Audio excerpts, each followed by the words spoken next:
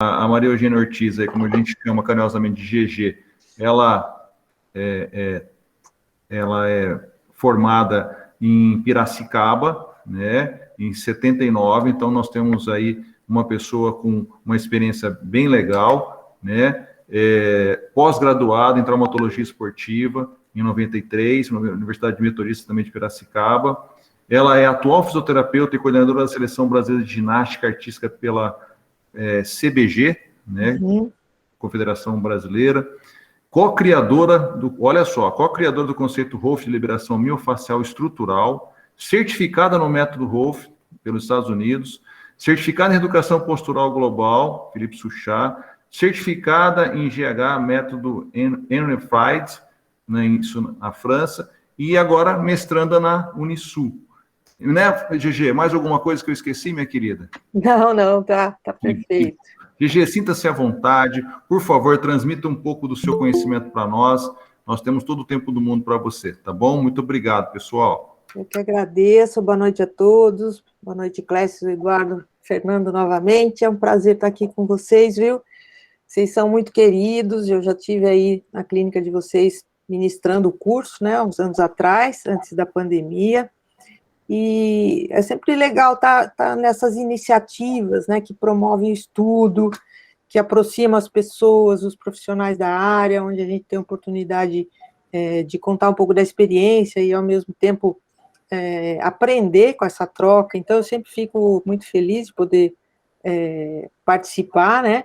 E quero trazer para vocês um pouquinho desse trabalho do Rolf, que eu venho aplicando já, foi desde 2000, então há um pouco mais de 20 anos. Contar para vocês um pouquinho do que é a liberação miofacial baseada nesse conceito e que a gente tem levado aí para o mundo da fisioterapia, tá? Vou passar aqui alguns slides para vocês, para ilustrar e para a gente começar a bater esse papo, né? Bom, o Eduardo falou que eu me formei lá em Piracicaba, na Universidade Metodista, em 1980, e eu sempre tenho muito orgulho de mostrar essa foto, porque é onde eu estudei praticamente a minha vida inteira.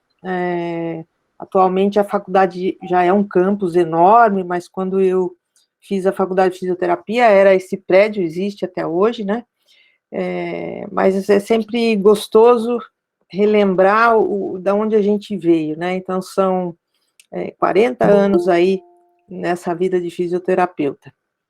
Eu iniciei, logo após a saída da faculdade, eu comecei a trabalhar com esportes, né? Hoje eu trabalho, o meu forte é trabalhar na fisioterapia esportiva, né? E eu iniciei em São Caetano em 86, onde eu tive a oportunidade de trabalhar com todas as modalidades esportivas do Departamento de Esportes de São Caetano do Sul. E foi uma grande experiência para mim, porque eu pude vivenciar o mundo do vôlei, do basquete, eu acompanhei handebol, acompanhei até futebol de salão, então eu tive um contato intenso com todas as modalidades, isso me enriqueceu bastante, né? E em 97 é que eu tive a primeira oportunidade de trabalhar com o alto rendimento, que foi com essa equipe de voleibol que vocês estão vendo aí, acabou sendo campeã da Liga Nacional em 97, né? E aí foi um mundo profissional do alto rendimento, é um mundo à parte, uma exigência à parte, uma pressão à parte, onde a gente não pode falhar, né? Então isso traz muita responsabilidade, mas ao mesmo tempo muita experiência, né? Como o Eduardo falou, hoje eu trabalho com a Seleção Brasileira de Ginástica Artística Masculina, né? Com essa equipe que vocês estão vendo aí. Esses rapazes aí, eles são os atletas que representam a atual seleção brasileira, que vai para Tóquio, né? Eu já venho realizando esse trabalho desde 2012, e o trabalho que eu iniciei com esses meninos é um trabalho um pouco diferente daquela fisioterapia convencional, né? Eu cheguei na seleção brasileira já numa época onde já tinha vivenciado muitas técnicas, muitos tipos de fisioterapia, e aí eu insisti num trabalho mais estrutural. E levei para a seleção o trabalho do Rolf, que no fim acabou se tornando hoje, além do Rolf, a liberação miofascial estrutural. Tudo começou, então, lá em 2005, com a Maíra, o Felipe, que vocês estão vendo aí, né? Nós fizemos a formação de Rolf em 2000, foi uma formação intensa, a gente dedicou vários anos para esse trabalho, em treinamento, né? E, ao mesmo tempo, começamos a levar isso para a nossa prática clínica. E aí que eu vou mostrar para vocês primeiro o que é o Rolf e o que se tornou hoje a liberação miofascial estrutural, o que elas têm em comum e como é que eu faço a aplicação dessa técnica, né? O método Rolf, não sei se vocês já receberam alguma sessão, se vocês já ouviram falar do trabalho do Rolf, né? O método Rolf foi criado por essa senhora aí, uma americana, a doutora Aida Pauline Rolf, né? Na verdade, o método dela não se chama Rolf, ele ficou conhecido como Rolf, mas ela criou um método que se chama integração estrutural. Ela é americana, nova-iorquina, né? Foi doutora em bioquímica e é uma pessoa, uma mulher muito especial, né? Muito diferente para a época. Em plena Primeira Guerra Mundial, ela estava estudando matemática, física atômica, fazendo pesquisa, né? Ela tinha muita afeição, muita admiração pelo trabalho da homeopatia, andou pesquisando osteopatia, se aproximou da yoga, da psicologia, e aí foi desenvolvendo um trabalho baseado na bioquímica, né, na biologia e na bioquímica, mas que acabou se tornando um trabalho de manipulação do sistema facial, tá? Ela iniciou essas pesquisas, esse trabalho intuitivo, essa prática na década de 40, e na década de 60 que ela começou a ensinar esse trabalho que é conhecido como integração estrutural.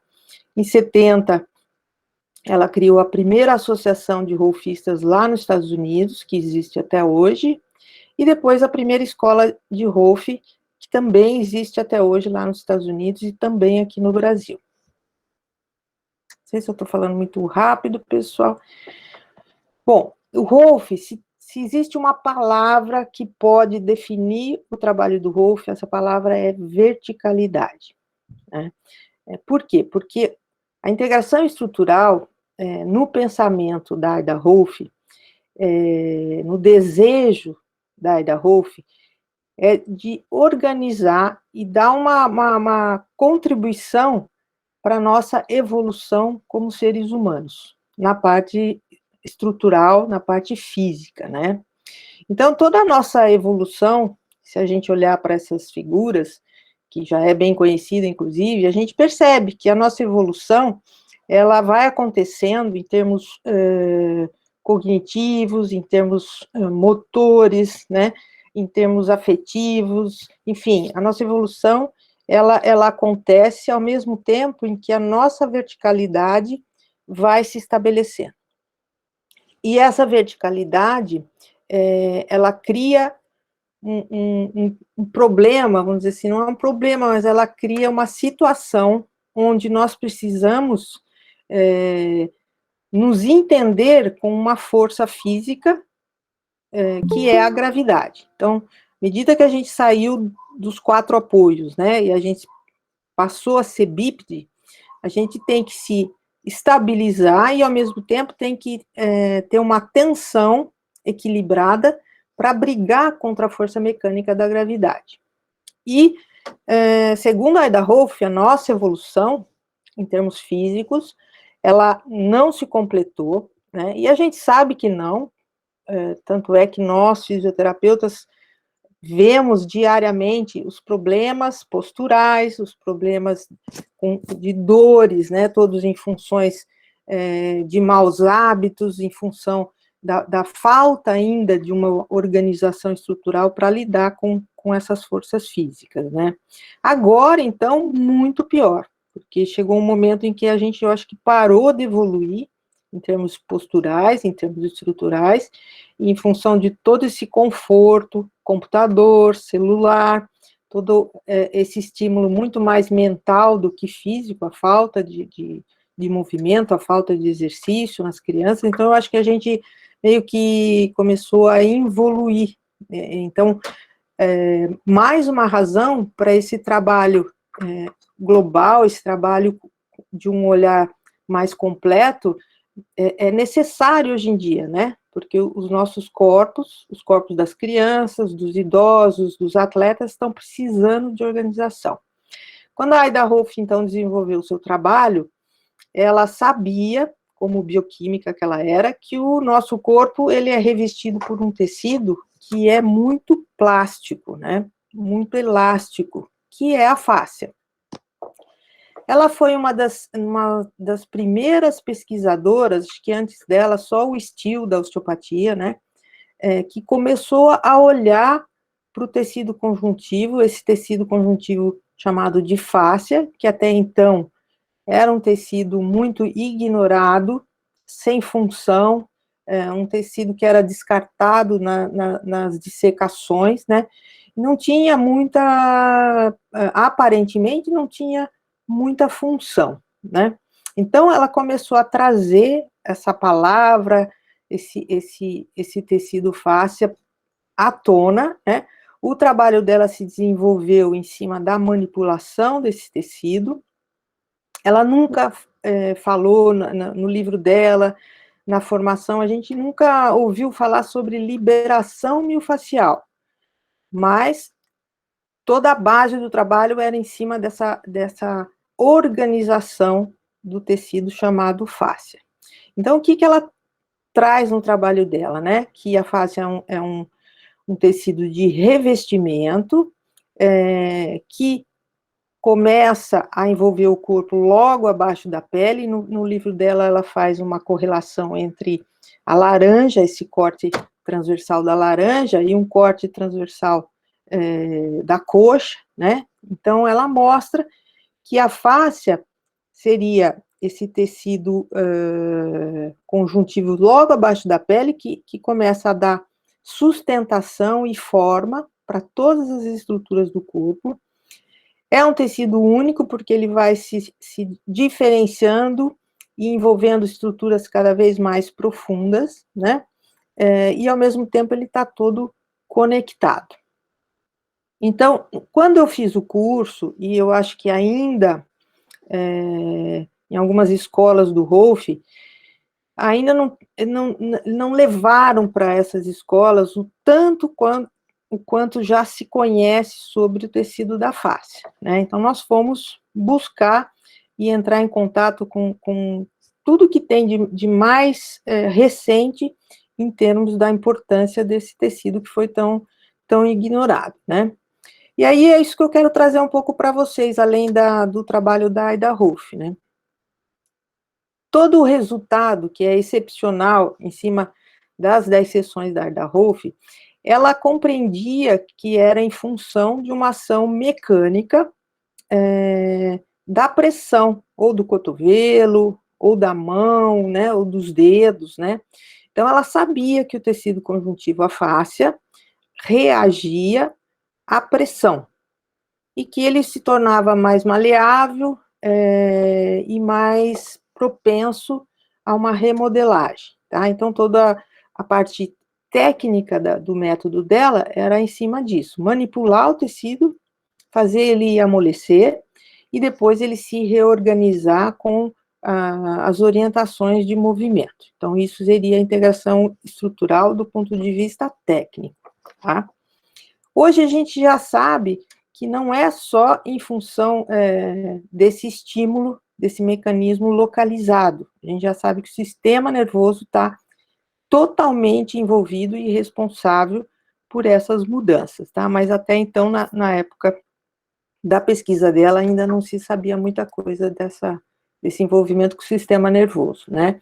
Então, o que ela baseia no trabalho dela, é que existe uma reação que chama-se tixotropia, que à medida que você vai acrescentando calor ao tecido, né, ele vai, como ele é viscoelástico, ele começa a se deformar temporariamente, né, e em função da quebra das moléculas de ácido hialurônico, isso faz com que a forma do tecido se modifique rapidamente. E depois, você dando estímulos corretos de movimento, de integração do movimento, o tecido começa a se remodelar a médio e longo prazo. Então, aquela mudança que você vê na hora, ela é real, porque é em função de uma hidratação do tecido, mas mudanças que vão ocorrendo em função desse início de maleabilidade é que são mais importantes e duradouras, né? Então, trazendo para vocês aqui um pouquinho desse tecido que está tão famoso agora, tão conhecido, tão explorado, que é a fáscia. A fáscia, não sei se vocês vão ver aqui, conseguir ver no corte, é difícil de visualizar, porque é impossível fazer uma separação da fáscia do tecido adiposo, por exemplo. Então, nós temos dois tipos de fáscia. A gente tem um tecido que chama fáscia superficial e a fáscia profunda. Aqui, se vocês olharem bem, no meio desse tecido adiposo, tem uma pele meio rosa, né? Um tecido de base ali, que serve de sustentação para a gordura, que é um pouco cor-de-rosa. Isso é a fáscia superficial. Então, ela é como se fosse uma esteira, né? Um piso que agrega toda essa viscosidade da gordura e da substância da matriz do tecido conjuntivo, tá? Então, fáscia superficial, ela está envolvida nesse tecido adiposo aqui. Ela chama superficial porque ela está logo abaixo da pele. Então, abaixo do tecido epitelial, começa o tecido adiposo e ela está ali, dando sustentação para a gordura, tá? Logo depois, um pouco mais abaixo, a gente tem um outro tecido conjuntivo, que é a fáscia profunda. Esse ele é mais fibroso, né? E dá para ver aqui na imagem um tecido com fibras em várias direções. Então, a direção das fibras da fáscia profunda, ela não coincide com as fibras do tecido muscular. Então, elas são aleatórias, elas são oblíquas,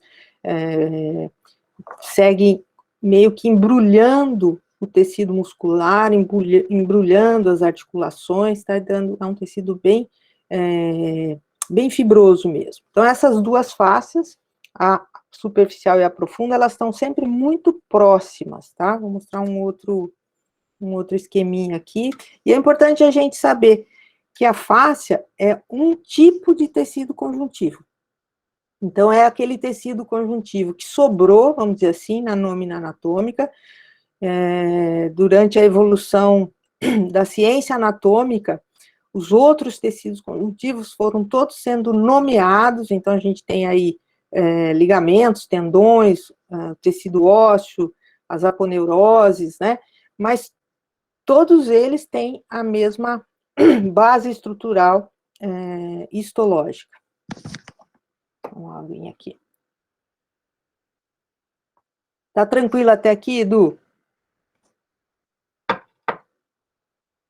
Vou ouvir vocês um pouquinho. Legal, GG. Tá tranquilo. Tá. Legal o raciocínio. Legal. Então, olha só. O tecido conjuntivo, seja ele qual tipo for, né, inclusive fáscia, ele tem a mesma estrutura.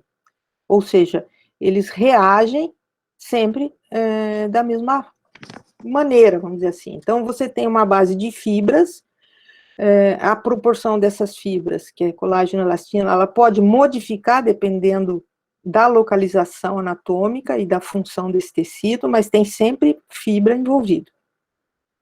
A gente tem, no caso dos tecidos especializados, um único tipo de célula, ou é tecido adiposo, então tem célula de gordura. Se for tecido ósseo, tem célula dos osteócitos e assim por diante. E a fáscia, qual é a diferença? É que ela tem inúmeras populações de células, células de defesa, células de nutrição do tecido, né? Então, é um tecido muito rico. E sempre tudo isso está embebido numa substância viscosa, que é viscoelástica, que é a substância fundamental, tá? Essa substância fundamental, ela é composta, isso é importante a gente saber, de água, de plasma, de sangue, de linfa e de muito ácido hialurônico. Por isso que tem essa substância, ela é bem gelatinosa, bem viscosa, né? E quando, na ausência dessa lubrificação, é que a gente tem os processos de artrose, tá? E de desgaste da articulação, por isso que é tão importante. E hoje já se sabe que essa substância fundamental, essa matriz extracelular, ela está presente no corpo todo, mas sempre muito presente entre a face superficial e a profunda. Então, deem uma olhadinha aqui nesse desenho que está à esquerda do vídeo, aqui, à direita, aliás, do slide, que vocês vão ver, olha só, a pele, aquele tecido adiposo que eu mostrei no primeiro slide, ele é apoiado na fáscia, né, superficial, e aí tem um outro tecido que é um tecido conjuntivo frouxo, que também tem gordura, mas já não é o mesmo tipo do tecido adiposo de cima, que serve para lubrificação. E aí eu puxei uma imagem aqui no lado para vocês verem de que tecido frouxo eu estou falando, né? Um tecido que também tem fibra, tem muita elastina, mas tem muita matriz, água, plasma, sangue. Então, esse tecido é fundamental para a vida, porque se a gente conseguisse se a gente extrair toda essa matriz, a gente sobra um esqueleto fibroso, como se fosse uma múmia, né? Eu sempre brinco, porque não tem vida, não tem nenhuma perfusão líquida, né? Mas por que eu chamo a atenção para essa fatia aqui desse desenho? É que, embora isso aqui chame-se fáscia superficial e fáscia profunda, na verdade, elas não estão só ali na superfície, logo abaixo da pele. Elas estão presentes nas vísceras, em grande proporção, porque as vísceras precisam de lubrificação, elas precisam de mobilidade, né? Isso está presente nas articulações, isso está presente em menor grau nas miofibrilas. Então, tudo no nosso corpo tem uma certa mobilidade graças à presença dessa fáscia superficial e dessa fáscia profunda. Cada uma tem uma função um pouquinho diferente, né? Isso aí a gente vai explorar bem, eu exploro bem nesse curso de liberação. Eu trago bastante teoria para embasar, para que os alunos, quando vão colocar em práticas técnicas, eles saibam o que eles vão ter de resultado e onde eles estão atuando, né?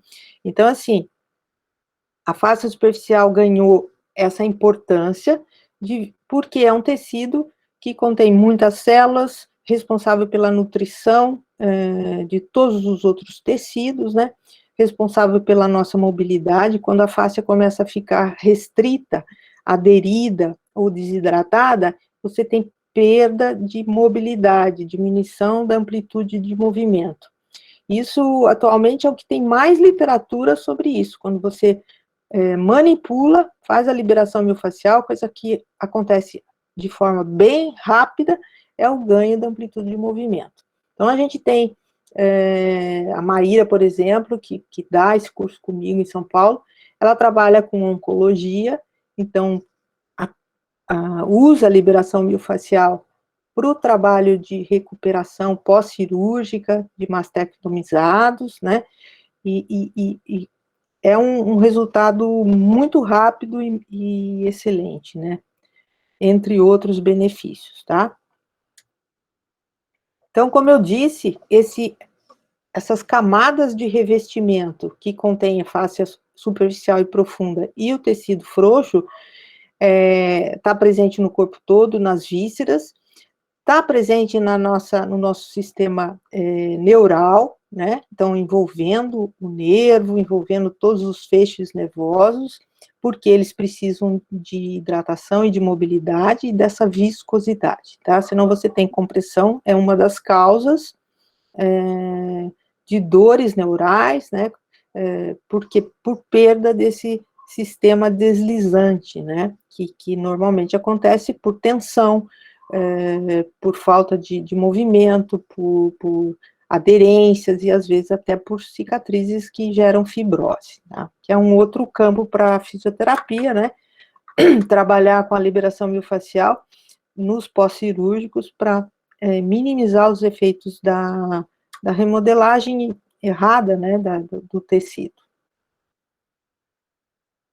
E aí, voltando um pouquinho para o pensamento da Ida Rolf, né, tudo que ela queria era devolver para o tecido facial, tanto na parte mais profunda como na parte superficial, ela queria, com o trabalho dela, devolver a mobilidade, a fluidez desse tecido e a organização. Então, a Ida Rolf falava muito de organizar o sistema facial, organizar a estrutura humana, de forma que, se você analisa uma estrutura em pé, de frente, de perfil, você vê uma linha entre os segmentos, você vê uma relação mais harmônica entre o segmento da cabeça com o tórax, do tórax com o quadril, do quadril com os membros inferiores e assim por diante, né? Então, uma relação que não é só externa, porque todos os tecidos estão mais alinhados, né? Então, ela, na linguagem dela, porque é uma linguagem muito, muito simples, né? O trabalho do método Rolf é um trabalho simples de compreensão, né? Não existe a relação causa e efeito, não existe essa linearidade no raciocínio, então você sabe que se você está trabalhando os pés, você está beneficiando a estrutura toda, se você está trabalhando a região do braço, você está organizando a cervical e assim por diante. Se você mexe na boca, você sabe que você está mexendo em todo o seu sistema neural. Então, é um trabalho que olha para o corpo de uma forma simples e busca essa organização. E outra coisa que ela fala muito no trabalho dela é que essa organização corporal, ela tem consequências, ou ela é causada pela parte emocional. Então, que corpos organizados são corpos de pessoas que gastam menos energia para viver, sofrem menos com essas compressões e têm a parte emocional mais equilibrada. E que é uma via de mão dupla, né? Então, tanto a parte emocional pode trazer um corpo desorganizado, como um corpo desorganizado pode levar a uma parte emocional alterada, né? Como o que a gente trabalha com as mãos é essa realidade física, o que você pode manipular é a parte física, então o nosso trabalho como integradores estruturais é fazer essa via, né, do corpo para a parte emocional, para a parte sensorial, para a parte química, para a parte visceral, enfim, para todos os sistemas corporais, tá? Então, no Rolf a gente fala muito em linhas, em restabelecer camadas e em ganhar comprimento, né? Comprimento no sentido, se você tem um corpo que está desorganizado, é um corpo mais achatado, ele perde esse comprimento, esse alongamento. E um corpo mais alinhado, ele cresce, tá? Ele consegue se harmonizar com a ação da gravidade e ele ganha altura, tá? Então, essa é uma fala do livro dela, né, a Ida Rolf fala, onde ela afirma, né, que o corpo equilibrado faz surgir um ser humano melhor. Então, todo o trabalho da Ida Rolf não foi desenvolvido em cima de patologia, em cima de queixa. Quando você está aplicando as sessões do Rolf, Não importa se o paciente ou o cliente, como eles chamam, está com uma dor lombar, né? Vou mostrar para vocês um pouquinho da sequência da receita do trabalho dela. Então, você segue aquelas sessões e você sabe que aquela dor lombar vai melhorar, mas você segue o caminho do trabalho, da metodologia dela, independente se for uma sessão em que você tem que mexer nas pernas, a dor é lombar, mas você não mexe na lombar. Então, esse é um dos pontos que fez com que eu, como fisioterapeuta, Felipe e a Maíra, a gente buscasse uma adaptação do conceito da metodologia dela para a fisioterapia. Então, a gente tem resultados com o ROF belíssimos, né? Então, lembra que eu falei, olha só para a figura do antes e depois dessa paciente, ela tem uma escoliose idiopática com bastante angulação, né? Provavelmente é uma escoliose que está aí desde a adolescência. E mesmo assim, a gente teve um resultado muito bom, né? Então, lembra que eu falei? Você cria planos mais simétricos entre o lado direito e o lado esquerdo, né? Você cria um corpo mais alinhado, com menos compressão, então, com certeza, a dorsal aqui, após o trabalho, está menos comprimida, e ela tem muito menos ocorrência de dor ou de queixas de tensão, né? Que a gente sabe, como fisioterapeuta, que trabalhar a escoliose idiopática é muito difícil. Ela tem um potencial agressivo grande. Na fase de desenvolvimento, a gente não tem muito como controlar isso, muitas vezes evolui para cirurgia, mas é um trabalho que limpa, né, que minimiza a agressão da escoliose em cima do corpo. Então, aqui tem um outro resultado de uma pessoa mais jovem, uma menina mais jovem. Aqui um adulto que não é uma escoliose idiopática, mas é uma escoliose adquirida, postural, né?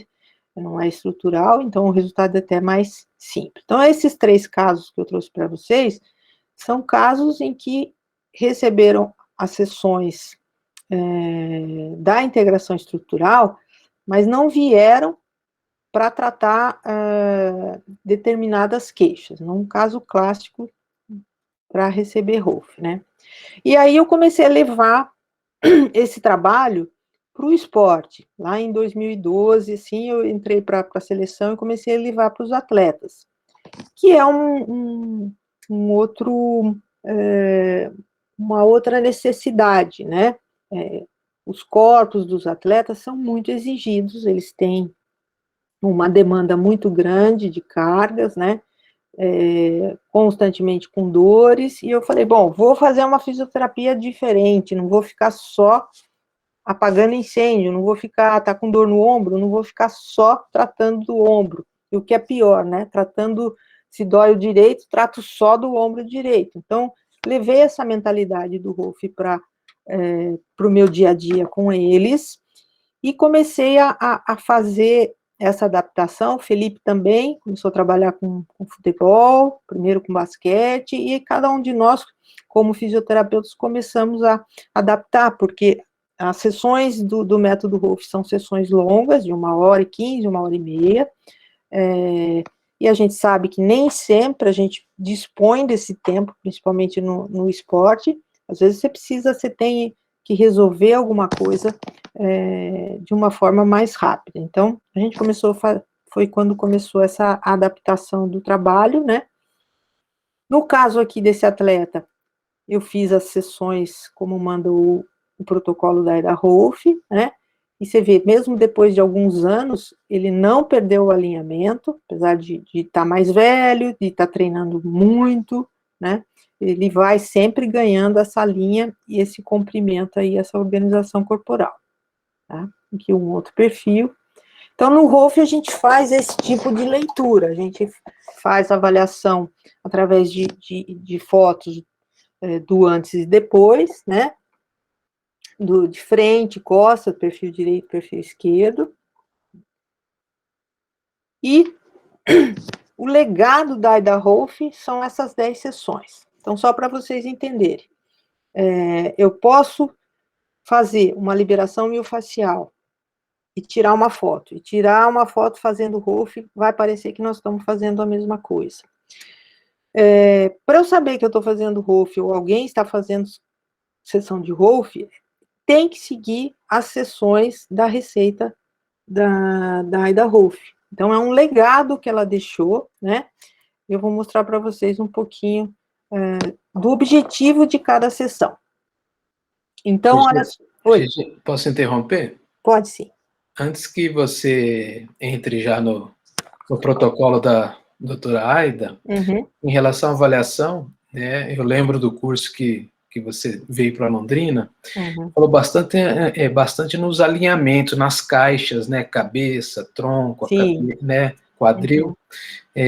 Só para explanar para o pessoal, você faz só essa avaliação postural, ou você, além das fotos também que você utiliza, você utiliza mais algum suporte, algum aplicativo que você faz esse tipo de avaliação postural, alguma coleta de exames para traçar ângulo de Cobb, alguma coisa, ou é mais dentro dessa visão da doutora Aida? Então, aí que começa o nosso dilema, né? Como fisioterapeuta, a gente tem toda essa necessidade de mensurar as coisas. No Rolf, você não faz nenhuma análise quantitativa, é tudo em cima da análise qualitativa. Então, a gente faz as fotos para ver o alinhamento, e depois a gente observa o alinhamento durante o caminhar, durante movimentos de sentar e levantar. No caso dos atletas, eu comecei a fazer movimentos específicos da modalidade, né? Então, parada de mãos, enfim, vários movimentos da ginástica. Poderia ser no CrossFit, por exemplo, você avaliar o movimento específico do gesto do CrossFit. Então, qual é a ideia, né? Abrir um pouquinho mais o horizonte, porque a Ida Rolf desenvolveu essa avaliação lá em 1940, né? Ela não era fisioterapeuta. Então, o que a gente traz da avaliação do Rolf essa avaliação estática, que pode ser melhorada, né? Eu não uso, porque eu desenvolvi muito esse olhar, esse treino da leitura, mas você tem hoje aplicativos e até mesmo sistemas sofisticados para fazer essa avaliação quantitativa do alinhamento estrutural. Não sei se é isso que você está perguntando. Eu não uso, eu particularmente não uso. E eu treino meus alunos a conseguir ver esse alinhamento das caixinhas, que não pode ser mensurado, mesmo porque ele é muito dinâmico, né?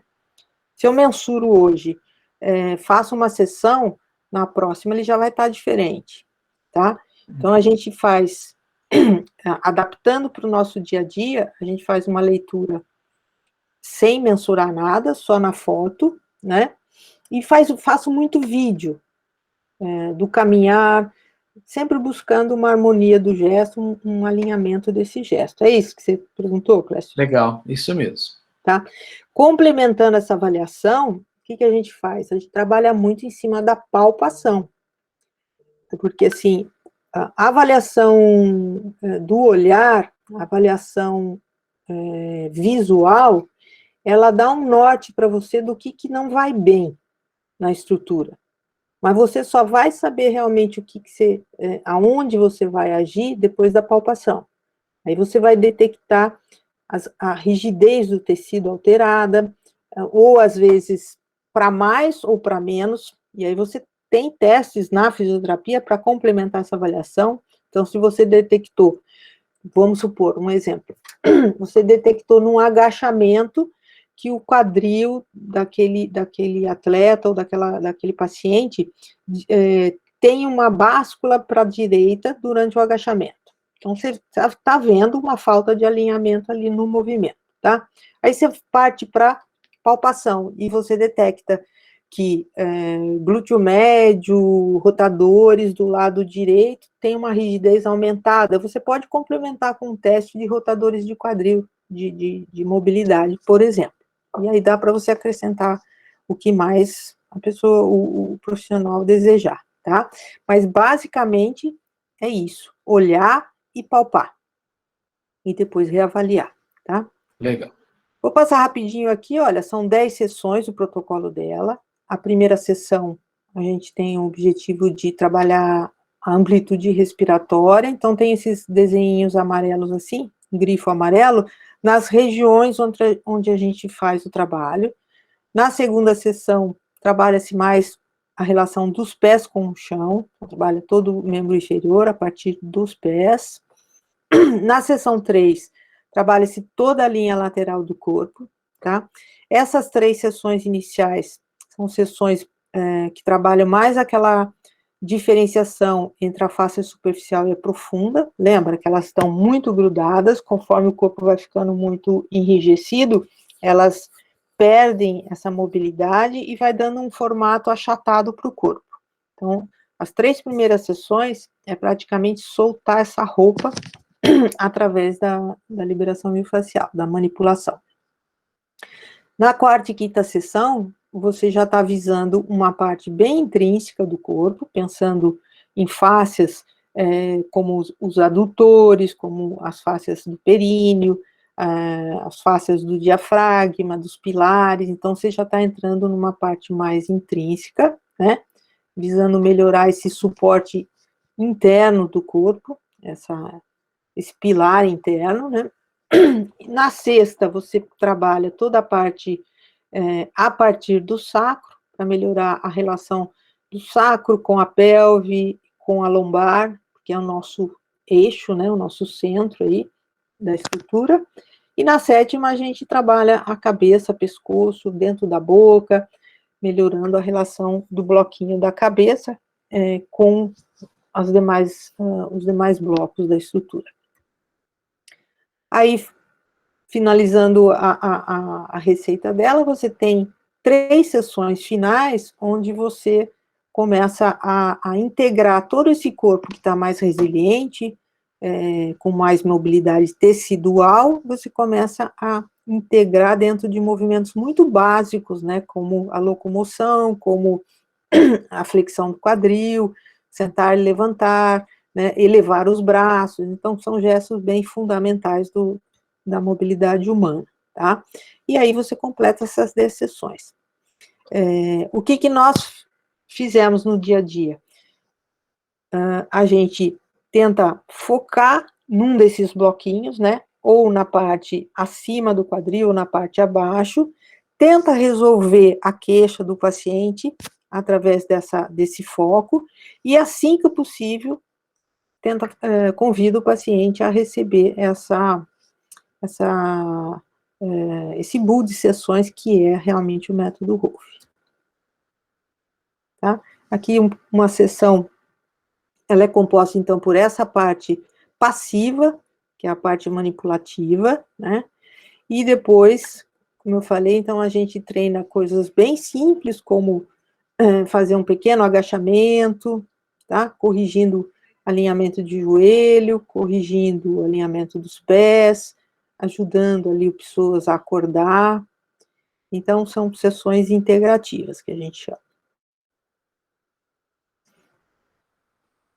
Alguma pergunta, gente? Querem? Tranquilo? Então, só para finalizar aqui essa parte do Rolf, o método de integração estrutural não é um tratamento, né? E sim uma preparação para que alguém se relacione melhor com a gravidade. Então, é um trabalho extremamente estrutural, né? Só que daí, nós, como fisioterapeutas, nós precisamos aliviar os sintomas dos nossos pacientes e a gente precisa recuperar a função, né? A base do trabalho do fisioterapeuta é isso, aliviar sintoma e melhorar a função, né? E é aí que as coisas se encontram. Quando você organiza uma estrutura e ela tem maior mobilidade, melhor alinhamento, você recupera a função e você alivia os sintomas, tá? Então, a gente fez essa transposição para o nosso trabalho, né? E aí eu queria explicar um pouquinho para vocês por que o toque da liberação miofascial, e ele tem excelentes resultados. Nós já estamos quase 10 horas da noite, eu vou ser um pouquinho mais rápida aqui, tá? O que se sabe hoje que a Ida Rolf, na época, não tinha ainda trazido, descoberto, né, estudado? É que a fáscia, ela é densamente inervada, então todas essas respostas que a gente tem positivas de organização do tecido, de aumento de mobilidade, de melhor controle motor, isso é em função da conversa que a mão da gente faz com esses mecanorreceptores, com essas terminações nervosas, e aí a gente tem toda essa organização por causa de uma ação, né, de um processo que se chama mecanotransdução. E aí você tem que compreender que cada um desses receptores tem respostas diferentes e que essas respostas dependem do movimento que você faz com as mãos, do ângulo que você faz o trabalho, da força que você coloca, e é isso que é importante aprender, né? Porque não é só você chegar lá e fazer a liberação, uns põem mais força, outros põem menos força, e daí vai ver no que dá. A gente precisa usar isso de forma inteligente. Só um minuto aqui.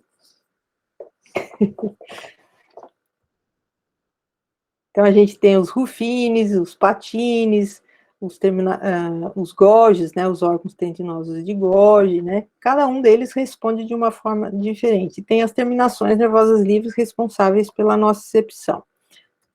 A gente hoje sabe que dependendo da aplicação da força mecânica que você faz, você tem melhores resultados. Você consegue, inclusive, com a pressão mecânica das mãos, você consegue conversar com as células, né?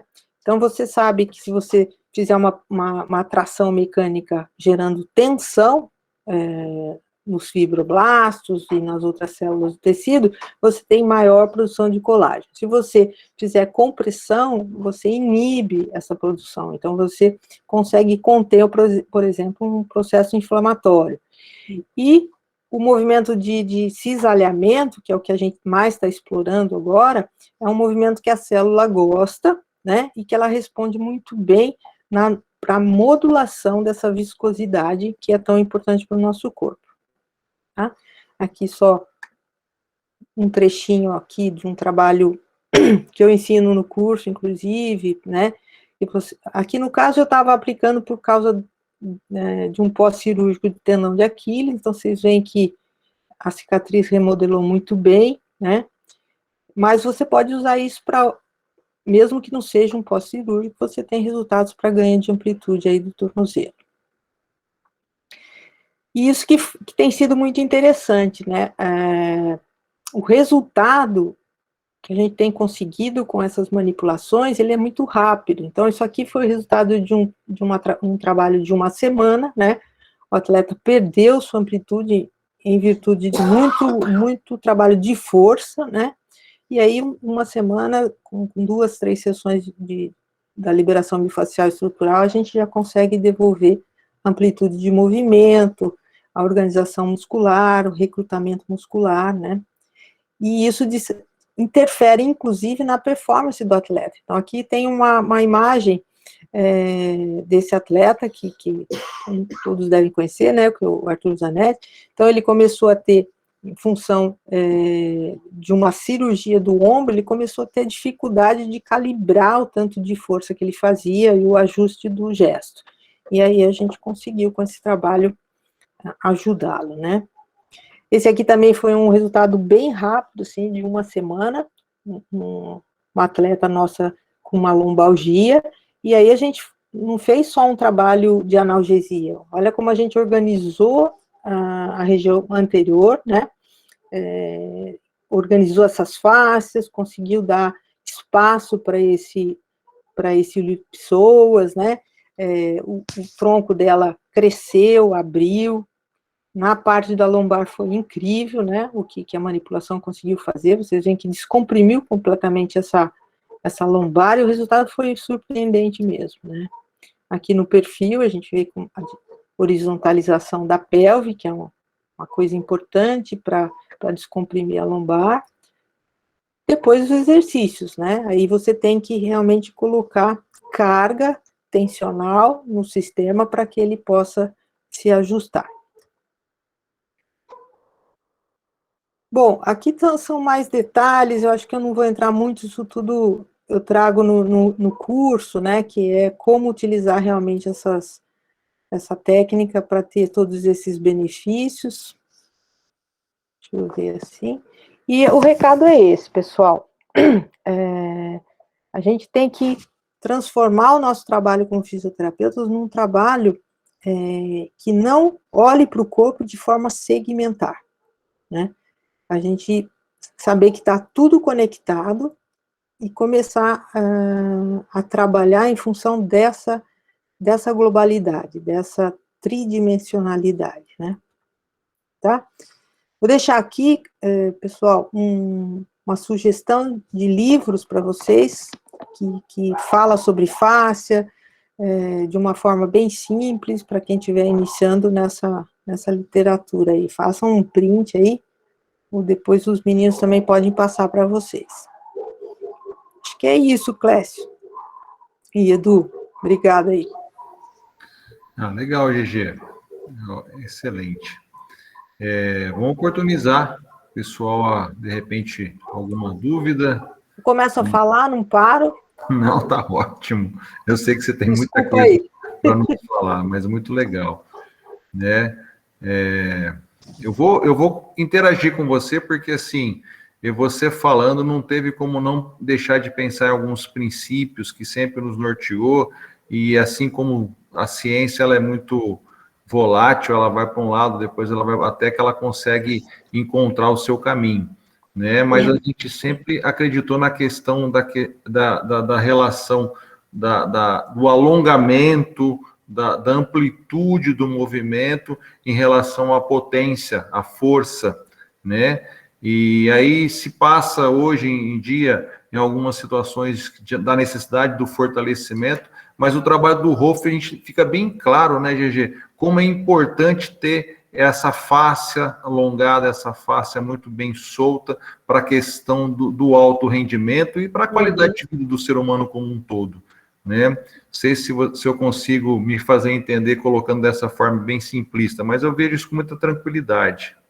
Eu também gosto de compreender as coisas do lado mais simples, né? Eu fiz osteopatia, até junto com o Clécio, né? Fizemos nosso curso de osteopatia lá. A osteopatia também trabalha a fáscia. Hoje em dia as escolas osteopáticas, elas estão até mais voltadas para o tecido macio do que para os trustes, né? Devido à importância realmente de organizar o tecido, né? Qualquer ação que você faça, por exemplo, de trabalho de força, é necessário. Para o idoso, num certo grau, precisa de musculação, para o atleta, para a sua performance, né? Mas tudo isso, se for colocado em cima de uma estrutura ruim, sem ter essa fluidez, sem ter essa organização, é o caos, né? Você pode ter, por um tempo, o resultado da performance, que hoje você vê que os atletas, eles duram muito mais, né?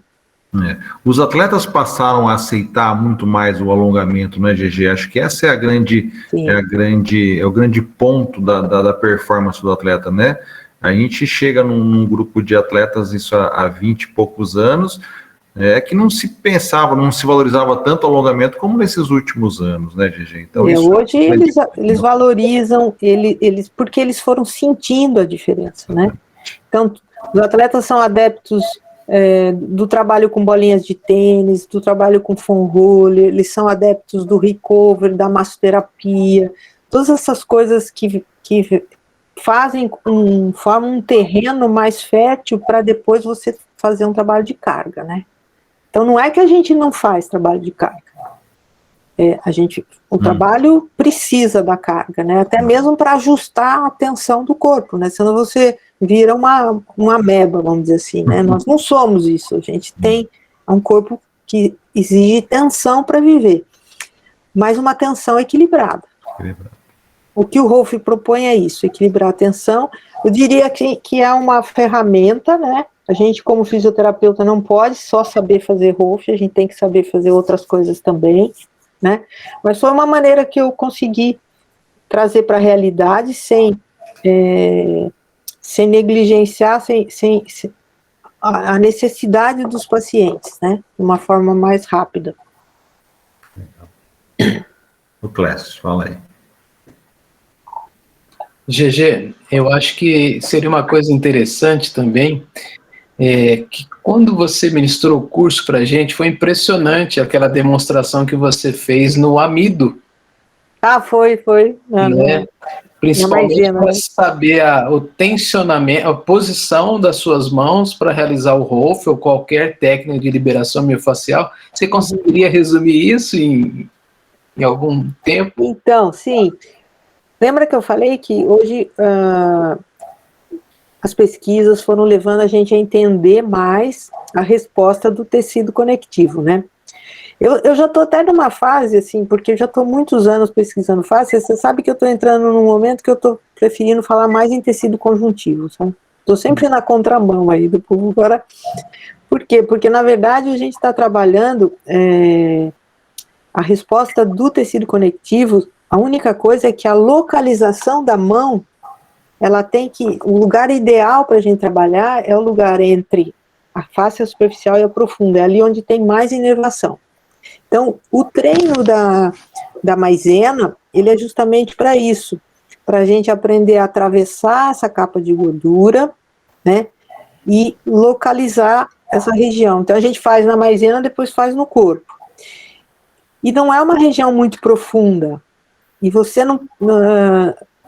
se você fizer muita força, você passa do ponto. Então, a maisena dá para a gente a noção ideal de que você não precisa fazer força. Se você colocar a mão, ela já começa a ter aquele efeito da tixotropia, então a mão vai afundando praticamente sozinha. Então, não é um trabalho agressivo, como se pensa, né? Uhum. Então, a ideia da maisena é justamente isso. Poderia ser na areia da praia acontece isso, né? Como você tem uma areia com água, se pisar muito forte, ela trava.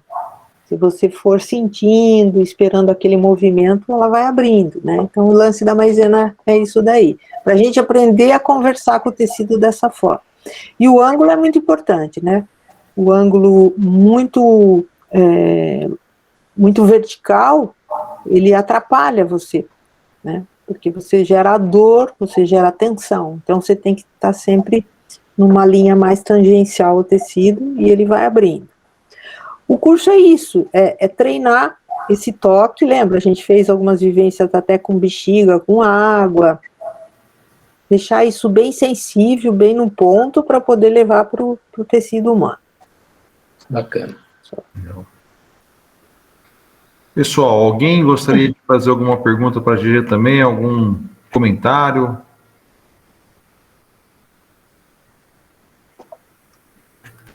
Bom, de qualquer forma, a gente tem o contato da GG, né? Uhum. E a gente pode passar qualquer dúvida, qualquer situação para ela. De novo, agradecer, GG, né, a todos vocês aí, Fernando aí que está dando suporte técnico para nós, muito obrigado, viu, GG? E a gente espera te encontrar aqui